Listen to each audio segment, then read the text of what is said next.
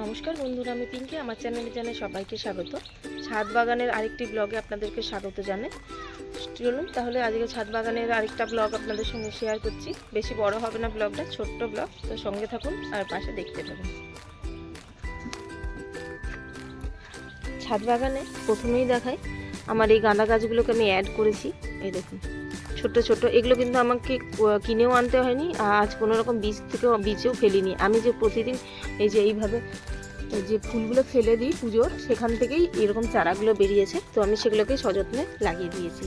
ছাদ বাগানে আরেকটা ছোট্ট গোলাপ ফুল, এই দেখুন এই গোলাপ গাছটাকেও আমি যে লাগিয়েছি, দেখা যাক এটা বড় হয় কিনা। আর আরেকটা আপনাদেরকে দেখা, সেটা হচ্ছে আমার স্ট্রবেরি গাছ। 2-3টে পাতা দেওয়া স্ট্রবেরি গাছটা আমি এনেছিলাম, পুরো ঝাঁকড়া আজকে হয়ে গেছে এক টব। আর সঙ্গে দেখুন, এই দেখুন স্ট্রবেরিতে ফুল এসে গিয়েছে। 2 দিন পর এটা স্ট্রবেরি হয়ে যাবে। এখানে আরও ভেতরে অনেক কটা ফুল রয়েছে ভেতরের দিকটা। দেখুন সযত্নে যে পিটুনিয়াগুলো এনেছিলাম, সেই পিটুনিয়া গাছগুলো দেখুন পুরো এক ঝাঁক, পুরো একবারে পাখির দলের মতো, মাছের মতো এখানটাতে ভিড় করে রয়েছে। দেখছেন কালারটা কি সুন্দর হয়েছে, বড় হয়ে গেছে একবারে। পিটুনিয়ার আরেকটা কালার দেখাই, এই দেখুন এই কালার, দুটো কালার খুব সুন্দরই হয়েছে।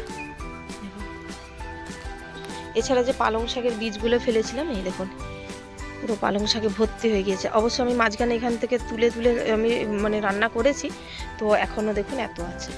আর এই দেখুন ধনেপাতাও একই, আমি অনেক কটা তুলে রান্না করেছি। আর ধনেপাতার মধ্যেই দেখলাম একটা টমেটো গাছ চারা বেরিয়েছে, আমি ওটাকে আলাদা করে লাগাইনি, এটার মধ্যে আছে, এটাই রেখে দিয়েছি। দেখুন কত ধনেপাতা। এটা কিন্তু একদম সার নেই, শুধু গোবর সারেই লাগানো। আর বাকি গোলাপ গাছগুলো সমস্তটাতে কুড়ি এসে গিয়েছে। এখানে একটা রয়েছে, আর এই দেখুন সেই গাছটা, এটা একটা। আর এই দেখুন সেই গোলাপ গাছটা যেটা ভরে ভরে ফুল দেয়, সেই গোলাপ গাছটাতে আবার ঝাঁকে ঝাঁকে কুড়ি এসে গিয়েছে।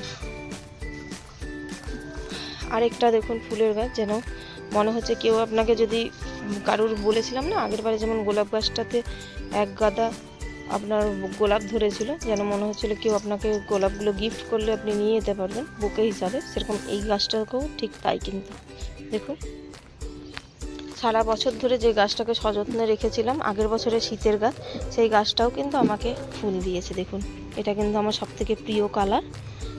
এই দেখুন সযত্নে স্নেহে যেই গাছটাকে বড় করেছে আরেকটা, সেটা হচ্ছে এই দেখুন ডালিয়াটা। আর এখানে এক ঝাঁক ডালিয়া গাছ হয়ে গিয়েছে, এগুলোকে আলাদা করে বসাবো ভাবছি, তো একদিন সময় করে করতে হবে। আর দেখুন ভর্তি পুরো ডালিয়া ফুলে। ছাদ বাগানে আরেকটা দেখুন জবা গাছের ডালটা প্রায় মরে গিয়েছিল প্রায়, সেটা দেখুন ধীরে ধীরে একটা ফুলও এসেছে, বেঁচে তো গেছেই, সঙ্গে আপনার ফুলও এসেছে।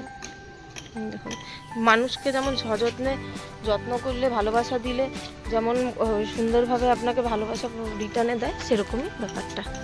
এই দেখুন এটা হচ্ছে আমার সেই গাছ, বোম্বে লঙ্কার গাছ এখানে। আর সেই দিকটায় রয়েছে গোলাপ গাছটা, ওখানে কুড়িটা ঝরে পড়ে গিয়েছে, বেবি পিঙ্ক কালারের কালারটা ছিল, আরেকটা কুড়িও ধরেছে সাথে। এবছর আপাতত এইটুকুই করতে পেরেছি। আগের বছর প্রচুর ফুল করেছিলাম, কিন্তু এবছর সময়ের অভাবে, মেয়ের জন্মদিনের কারণে, আরও শরীর খারাপের কারণে আমি করে উঠতে পারিনি। তো সেই জন্য যতটুকু আমি পেরেছি সেইটুকুটা আপনাদের সামনে তুলে ধরলাম। ছাদ বাগান ব্যাস এতটুকুই আমার এই বছরের মতো, তো আমি তাতেই খুব খুশি, কারণ সমস্ত গাছে আমার ভরে ভরে ফুল এসেছে, আমি সেটাই চাই। তো বন্ধুরা আজকে এই অবধি রাখলাম, দেখা হচ্ছে নেক্সট ব্লগে। ততক্ষণ বন্ধুরা সবাই ভালো থাকুন, সুস্থ থাকুন, টাটা।